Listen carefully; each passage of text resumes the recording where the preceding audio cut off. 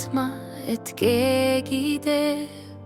Aga täna nägin, et tuleb endal vedada veel.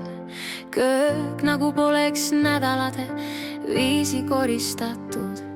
Kuigi pojaga tegin, või siis ainult tundus. Sahvrist viskasin välja poole luu. Sügavkülma sulatasin, pesin nõud.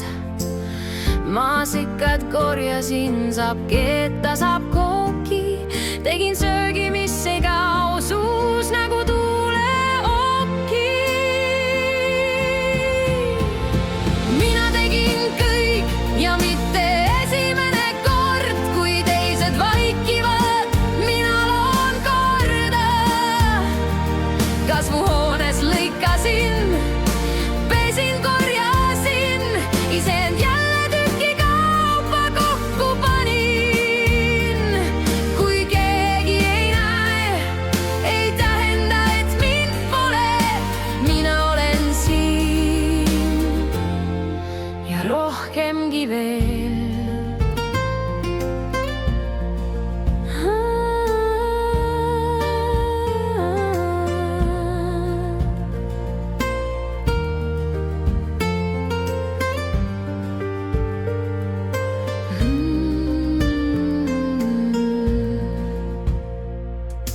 Vanaema nimetas neid titedeks, need tomatikasvud.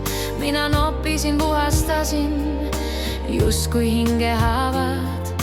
Suvi kõrvit surus, tomateid alla lõikasin lehti. Nüüd said mõlemad ruumi valguse alla. Kompost sai koerad toidu, haned ja pardid uue vee. Roosidele dušš, elupuudele jahedust. Mulle see oli rohkem kui töö.